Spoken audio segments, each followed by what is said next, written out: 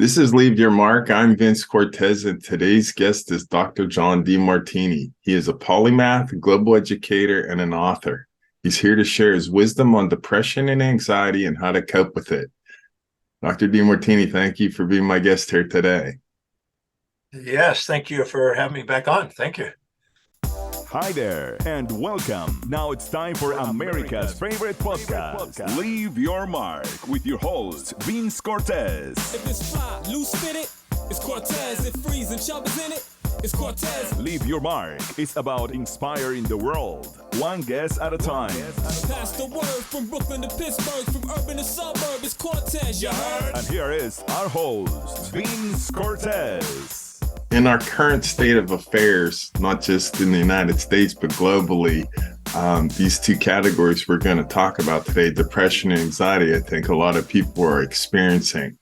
And I wanted to bring you on so possibly we could help clear up some people's understanding as well as thinking and eventually approach to how they deal with these. So what I want to do is talk about depression first. What is your understanding of depression and how would you define it? Okay. I'm a bit conventional, but I do have quite a bit of experience in that field. Been doing that for many, many, many decades. I define depression as a comparison of your current reality to an unrealistic expectation, delusion, or fantasy about how your life's supposed to be that your current reality is not matching. Okay. I found 15 most common reasons why that's so. All right. Now, as far as what are some of the misconceptions that people have about depression and how would they go about correcting that? Let me put it in this context first. Let's say that you meet somebody that you're enamored with, but they're not enamored with you, and they move on in a relationship. But you had a blast, and you felt now kind of a broken heart because they left you. You have a fantasy about how it was supposed to be, how it was going to end up, and now you're kind of depressed because you've missed out on something. You thought the future was going to be great. Even though they were not fulfilled with you, you had a fantasy. You were infatuated with them. Now, that same relationship, if it would have lasted and gone for months and months and months, you might have calmed down the infatuation and been more neutral about it. And if they'd left you, it wouldn't have been as devastating. Or if it had gone and deteriorated and gotten to a point where you're now having arguments with them and frustrated by them, if they'd left you, you'd be celebrating because you'd be wanting to be rid of that relationship that's not working for you. So the fear of loss of that which you seek can create a phobia and can create a depression. And so how do we dissolve that? We break the fantasies. We ask questions to make them cognizant of the parts that they're fantasizing. We break the fantasy. Let me give you a real story, if I can, that would relate to this.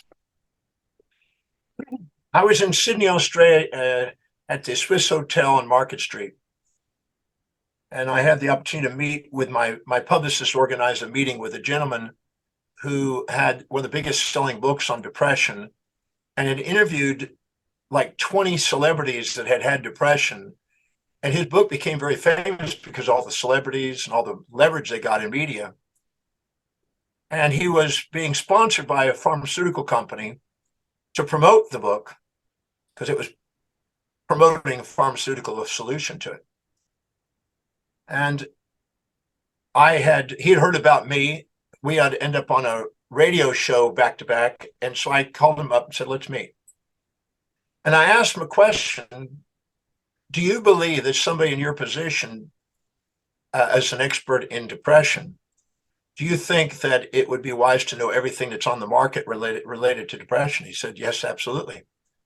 I said, have you explored all the different types of treatments for depression and approaches to depression?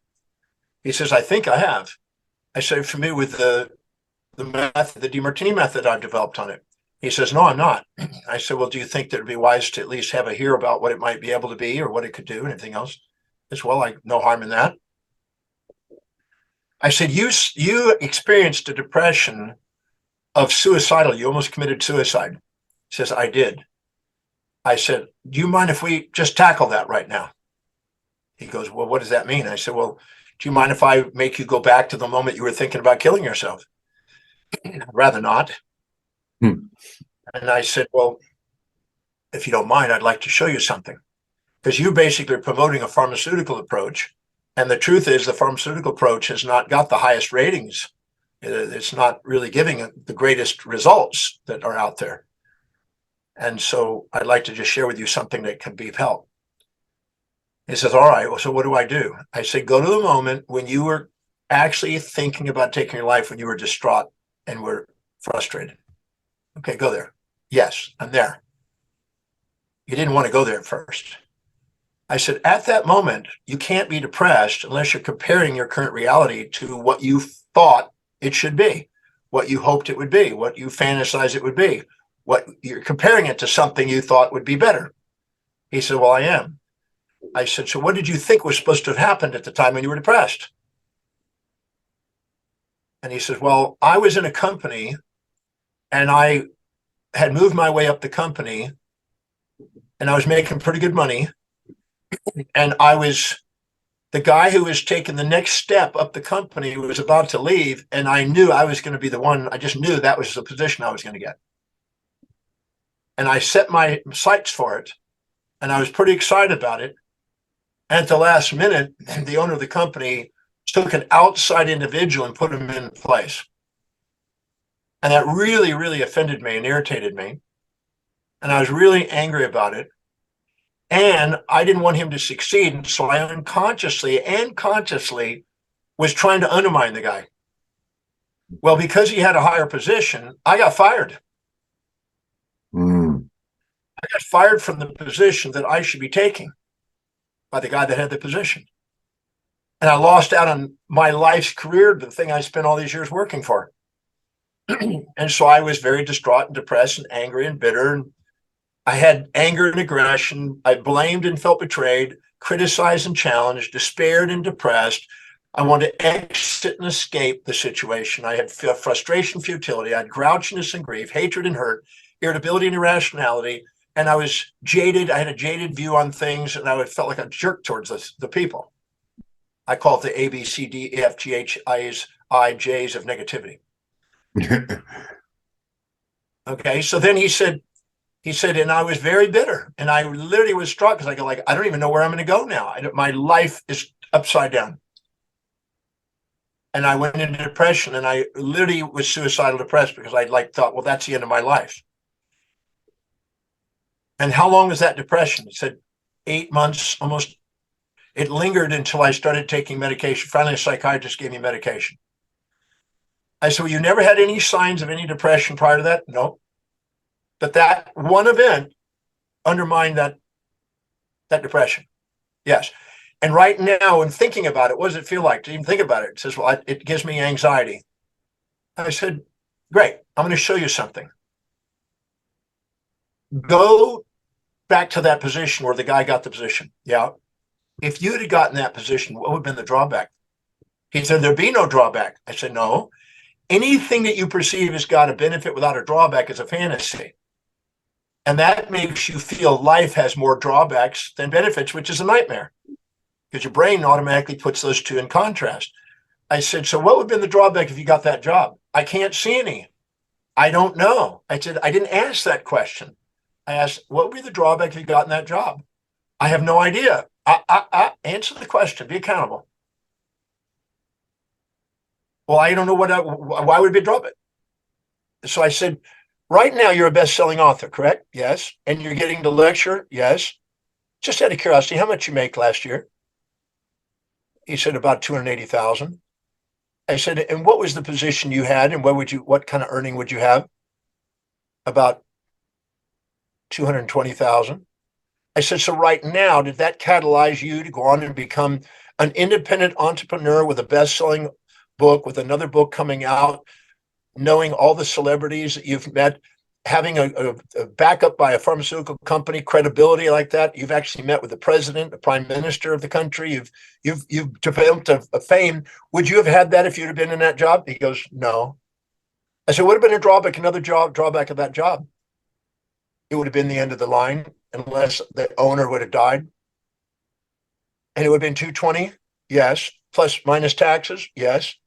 No notoriety, be second in command, never first in your own business. Yes. Would have been another drawback. And all of a sudden he leaned back and he goes,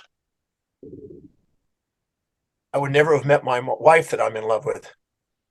I said, how come? He says, she was the person that took care of me with my depression. That's how we met.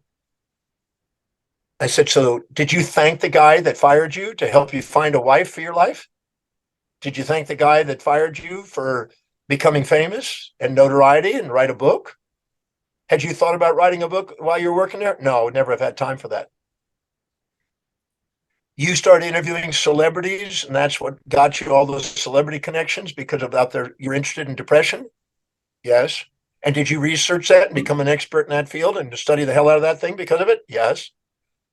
I said, if you had a choice between the old job and the where you are now, would you sure you want to go back to the old job? He says, I thought I did until just now, as you make me aware of that. Would have been another drawback in there. I had a routine, a friggin' routine, and I wouldn't have the influence I have. And I made him come in and crack the fantasy about how he thought it should have been, could have been, would have been, because he assumed that there was all positives in that. And I made him actually ground himself on the downsides of there, because there's no upside without down. It's always both sides. And I asked him, now, what's the benefit of what's happened? And I made him stack up the benefits on what has happened in his life. And we sat there for probably just under an hour. And I brought him into tears of gratitude. He got to tears of gratitude. And I said, the very thing that you were depressed about was actually on the way in your life, not in the way. What happened? Can you see it now? He goes, I can. I said, now try to go back to that moment you were depressed and suicidal. See if you can even access it right now. He goes, I'm having a hard time. Try to go to the moment when you were depressed. He says, my brain doesn't feel that right now. I said, exactly. Your brain can only feel that when it's doing a comparison of what you think it could have been, should have been. You're comparing your current reality to a fantasy about how you thought it should have been and would have been. And he goes, well, right now I can't feel it. I said, that's because I cracked your fantasy that you were holding on to unconsciously or consciously about how it should have been. And you've been bitter and angry about the guy. Well, yeah, I was, until I just asked those questions. I said, you angry with the guy now? He goes, no. Did he do you a service that you didn't see? He goes, he did. I said, did you ever give him a percentage of what you earned on the money you're making off your books as a consultant to help you on your career path? He goes, you have a funny way of making me think. I said, exactly.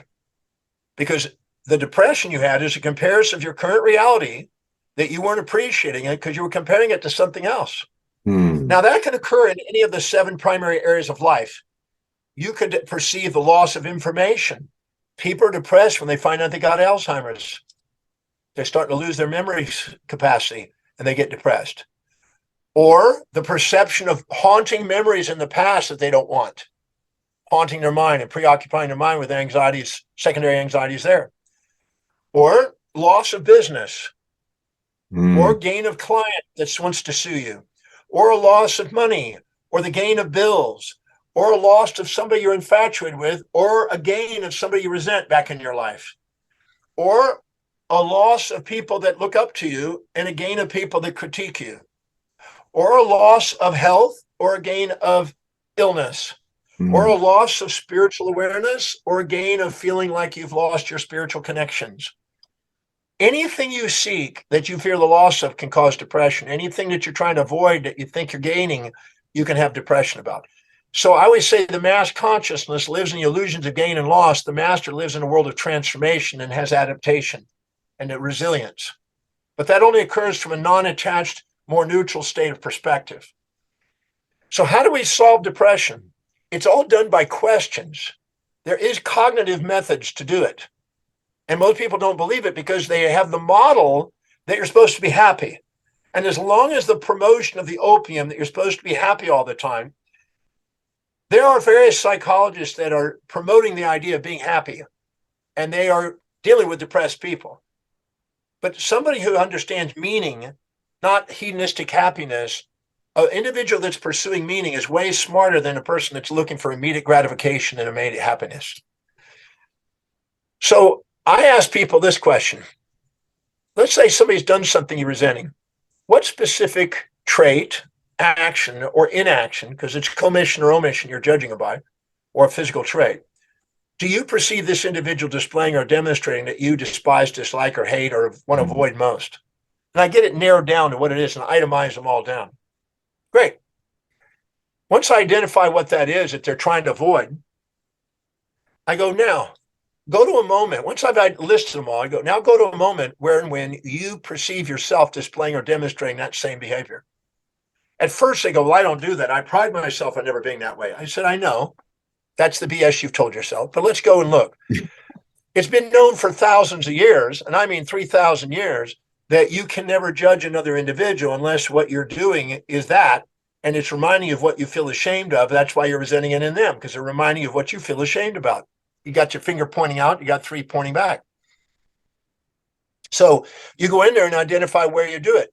Now, I've been doing that in well over 100,000 people, and I'm certain that can be found in every case that we've gotten. Every single person who's done that in the breakthrough experience have realized what I'm judging is me. And they have now reflective awareness instead of deflective awareness. So where do I do that same behavior? Once they do that, they go, I do that quantitatively and qualitatively as much as they do when I look carefully. And the reason I was upset with them is because it's reminding me of what I don't want to face in myself. Because of some moral hypocrisy that I injected into my life from some religion or some political idea, social idealism from moms, pops, preachers, teachers, or somebody, that I'm supposed to be one-sided. Back to the one-sided expectation. So now they're not being one-sided and I'm angry at them. And I wasn't one-sided. I had the other side and I was angry at myself because I wasn't matching my own fantasy about how I'm supposed to be. Unrealistic expectation. So I have you go and identify where you've done it. When they actually do it, it calms down some of their resentment. And then once they've got that neutral and balanced, the seer, the seeing, the seen are the same, have reflective awareness, introspection, I then go and ask them this question. Now go to a moment where and when this individual displayed or demonstrated this specific trait that you resented most. You're there at that moment, because at the moment where you judge something is where the conscious and unconscious split, and you're unconscious of the benefits. Go back to that moment, and in that moment, what were the benefits to you? And how has that served your life? Well, it doesn't. It's a bad thing. No, that's a moral hypocrisy that you're projecting onto them. What's the benefit? Every trait has a benefit, or it would have gone extinct. Anything that doesn't serve human beings goes extinct in evolutionary biology. So if it's here, it must serve a purpose. Let's find out its purpose. So how did it benefit you when they verbally criticized you the way they did? What were you doing that was cocky, and what were you doing that was challenging the values that we want to do that? Well, yeah, I did. I did humble me, and I did realize that I was saying something that challenged them pretty strongly. Great. So what was the benefit you got out of that? I learned what was important to them. Great. What's another benefit? I got more resilient. I became more independent. I had them on a pedestal. It calmed it down. I started asking the benefits to him. How did it help you spiritually? How did it help you intellectually? How did it help you in your business? How did it help you financially, your relationship, socially, physically too, all of the areas? How did it help you fulfill what you're dedicated to most in your life? And I make them answer that question. I don't want anything made up. I don't want anything speculated. I want to know only answers that are certain.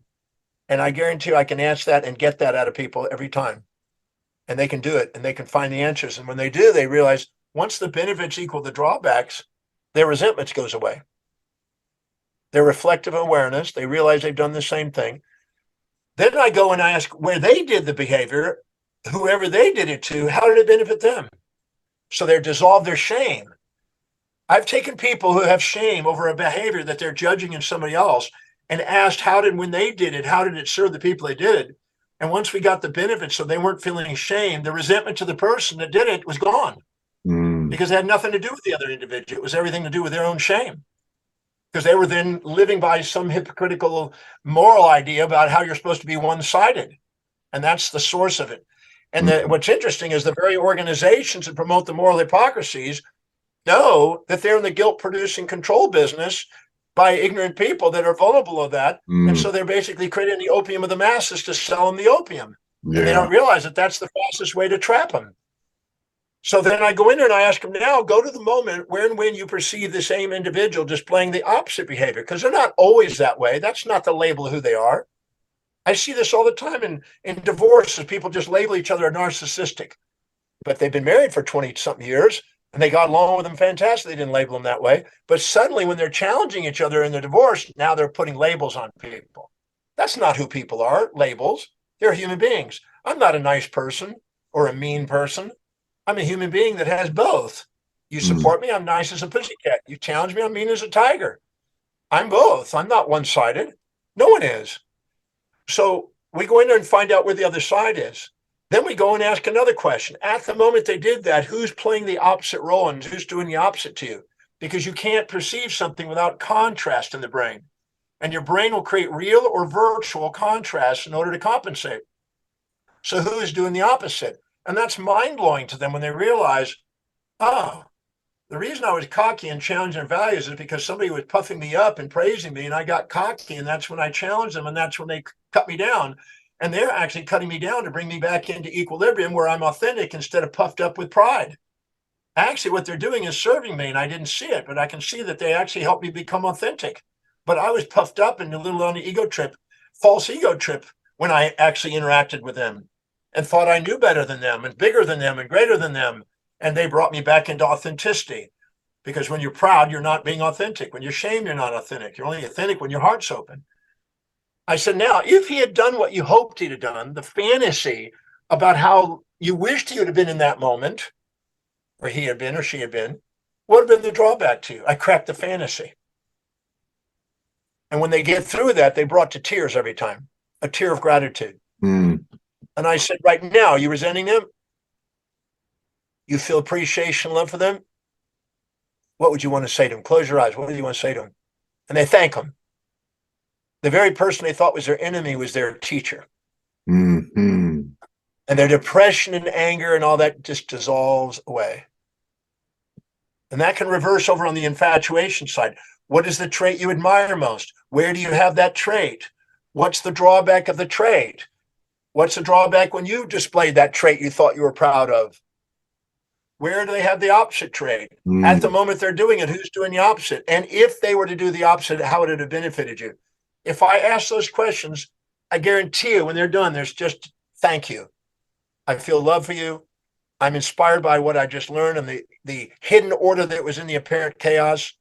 I'm now enthused about what I want to do with this now, this understanding. I feel certain about this, and I'm present with the person, and they're not somebody I need to seek with an impulse of the amygdala or avoid with the instinct of the amygdala. I'm present with them.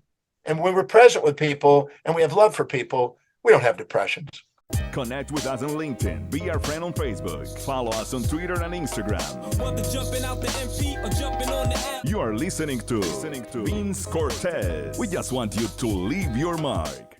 How can we create a more supportive environment for people who are struggling with depression?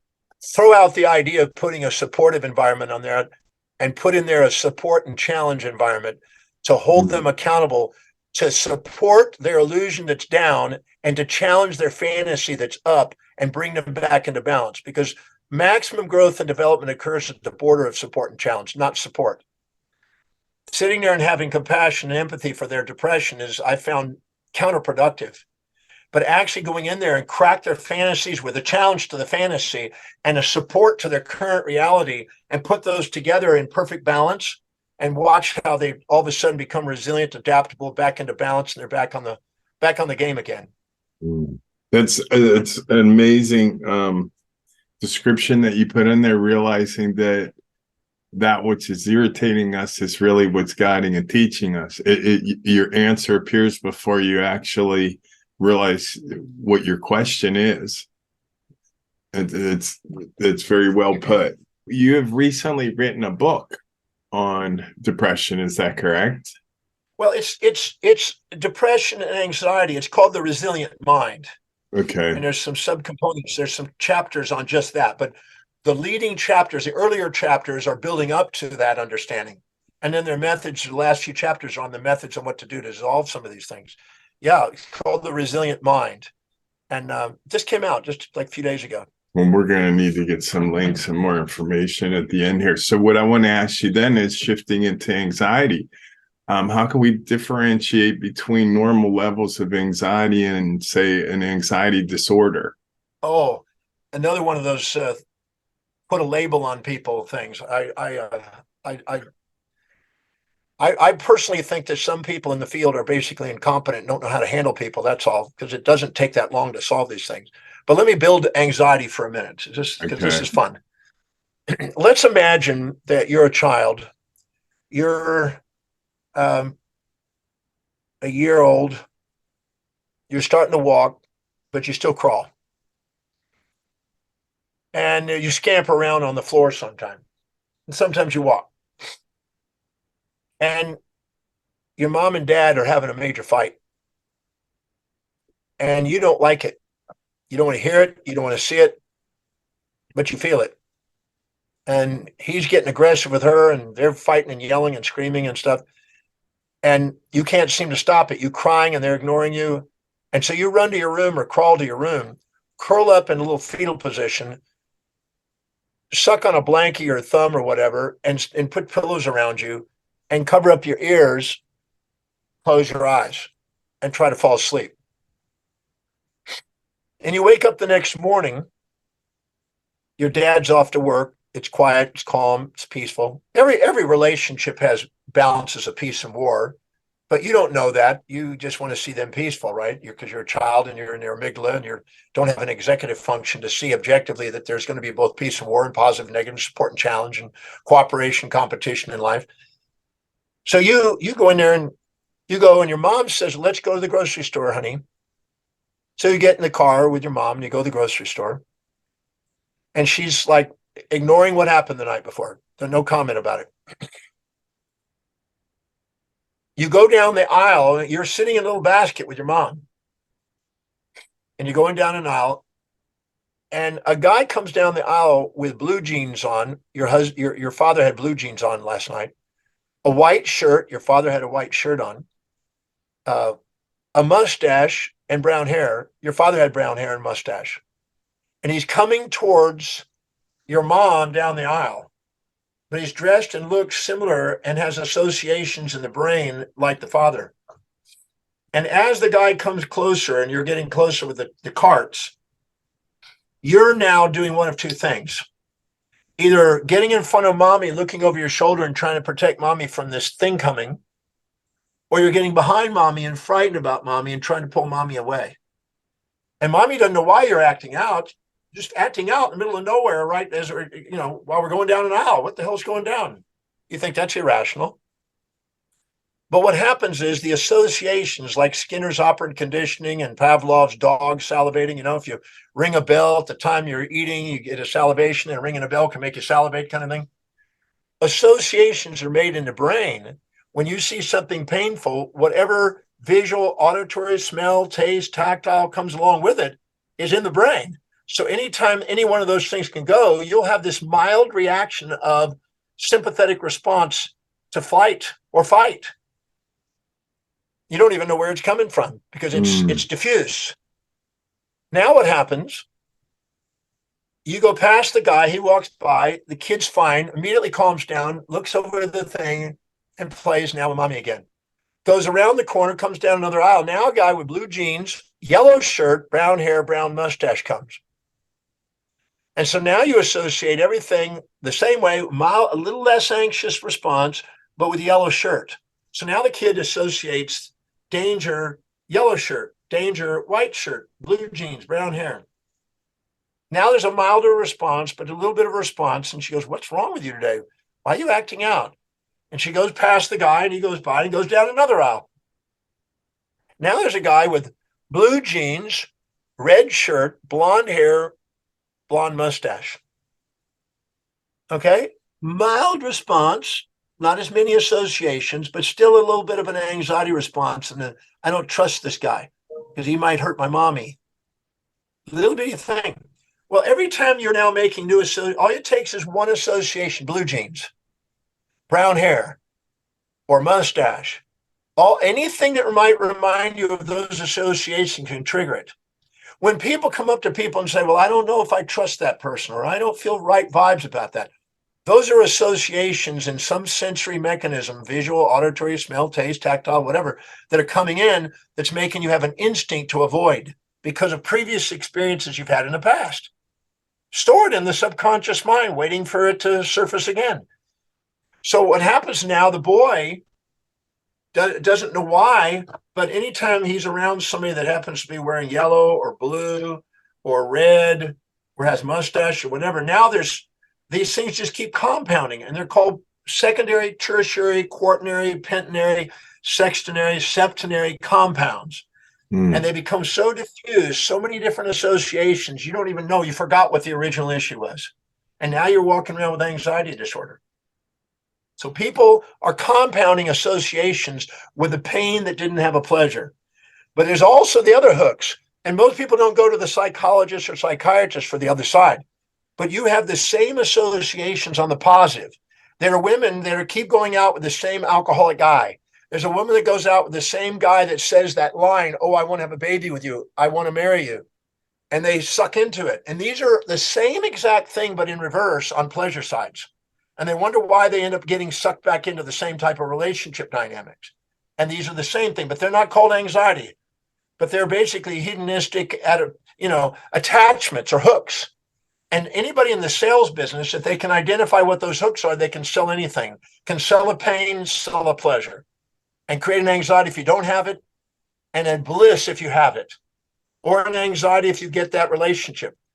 But it can be both pain and pleasure. So most people only want to treat the anxiety because they're addicted to the high. They like to feel high, but those are just as much of a hook as the anxiety ones. But they're just associations made in the brain.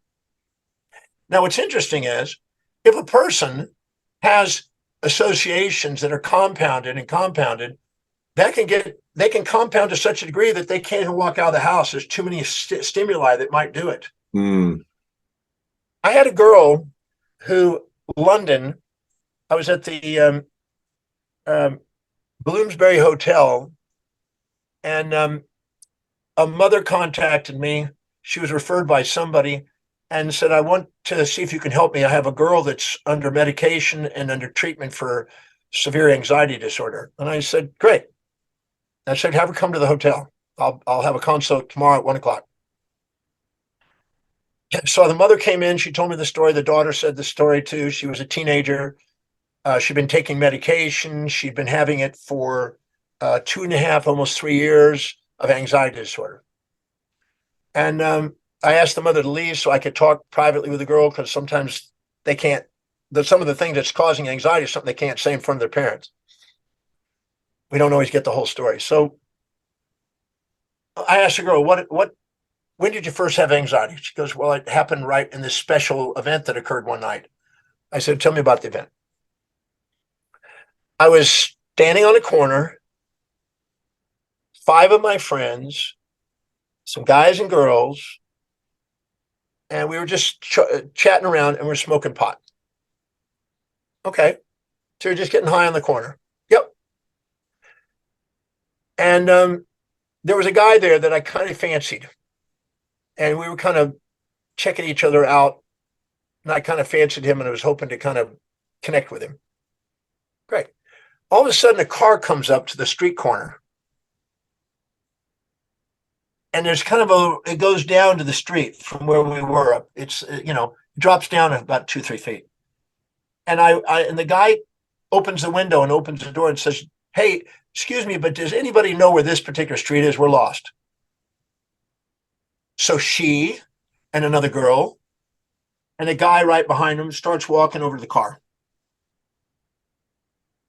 The second she gets close enough to the car, the guy grabs the girl and pulls her into the car. And they start to drive off, dragging the girl. The guy who she wanted to actually meet up with leaps over and grabs her legs and everything else and pulls like that. And the guy can't hold against it as the car's pulling off. And they drive off and left her there and scraped her skin and ended up on the sidewalk and on the curb and was in shock. Particularly being stoned, this is a shocking thing and it gets accentuated. Now, she's literally in shakes. She's scraped, she's injured, she's scraped, she's in shock.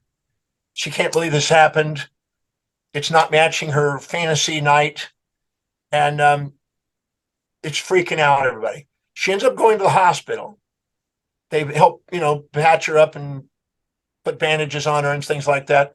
The guy spent the entire evening with her, came home to make sure she was okay. The girl finally went home after a certain period of time, about 2 a.m. And so, but the guy stays there that night because he had affection for her. She had affection for him. So I said, go to the moment, exactly at the moment where you were being pulled by the guy, pulled down towards the ground, towards the corner, the street, because the car was low. I said, at that moment, close your eyes and get present in there, because the mind can only perceive contrast. It doesn't see one side. Most people don't realize that's why when people run their story and they only tell you one side, it's a subjective bias interpretation of their reality. There's actually 2 sides, a conscious and unconscious side.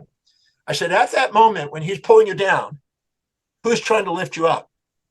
My boyfriend, the guy that I wanted. Great. And was he pulling you down and trying to keep you were getting hurt? Who was trying to keep you from being hurt? The guy and the girl. And when you were in a situation, you were in trauma, at that moment, what was the ecstasy? I was stoned and I was on a high. It happened right at the moment I was on a high. I was getting really stoned. I said, I took each one of the moments because in order to have a tragic, traumatic moment, you have to have an association in the brain that's got more negatives than positives. So I go, where was the equal and opposite at that exact moment and balance it? And then what was the benefit of this happening? I got the boyfriend I wanted. I got to find out caring. I stopped hanging out with certain people. I did not want to get stoned after that. But I did have anxiety because I didn't know why I was having these anxiety, these attacks.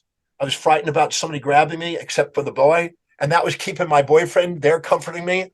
And she realized it was partly a strategy on an unconscious level to keep the guy, because that's what brought him there. And so she associated, if I do this and continue this, I was going to keep the guy in my life.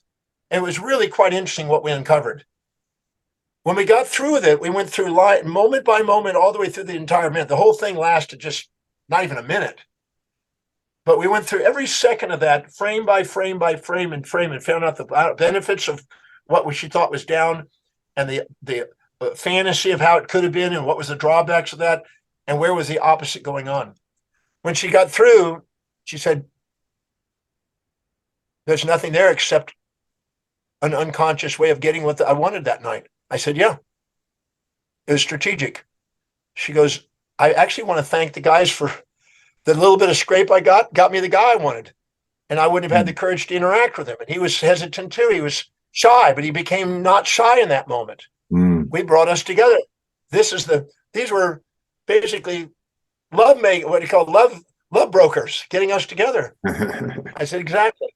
And she completely, there was no trauma there. There was no anxiety there. Nothing was there except thank you. And that was on Friday. And I did a breakthrough experience over the weekend. And then on Tuesday, I did an evening talk in London. And she and her mother were in the front row. When I got there, I didn't notice her at first. And then as I was speaking, I saw her. And I came down off the steps of the stage and I walked down and I gave her a hug. And her mom said, nothing, no anxiety since you worked with her. I said, no, there's no reason for it. She goes, thank you. And guess who was sitting next to her? The man. And I said, thank you for being there for her. He said, no, thank you. I wouldn't miss this talk tonight for the world. If you have a story to share, tell us, how are you going to leave your mark? Contact us. Leave your mark with our host, Vince Cortese. Be our guest. Letting people know that they have more power and more resilience and more adaptability in their life than they've ever been given credit and they've ever been acknowledged by our society.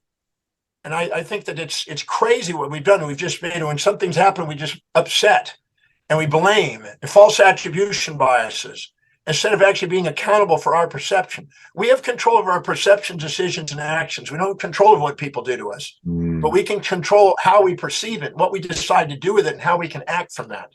And I'd rather help people master that skill. So it doesn't matter what they've been through. What matters is how they decide to turn it into an opportunity and do something amazing with their life with it. How can we create a more supportive environment for people struggling with anxiety? The same thing. But again, I'm going to say the same answer. Mhm. I don't support their fantasy. I challenge their fantasy and support their reality and have them balance out the equation. A balanced equation has gratitude, love, inspiration, enthusiasm, certainty, and presence. An imbalanced equation. See, if you go in there and you go, oh, you poor thing. Oh, here, let me support you. Here, can we do this? You must have been traumatized. I don't find that very effective. I find they're still stuck long periods of time afterwards. They're running their story. I don't let people run their story except for content. I don't let them run their idea of how this person did this to me, because I want them to find out.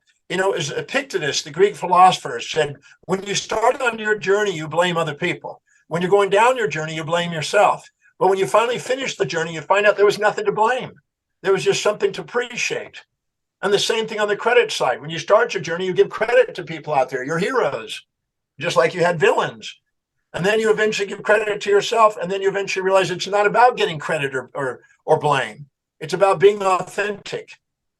Credit and pride and blame with shame. I'm interested in those. I'm interested in authentic pathways for people where they have objective views and see both sides of things.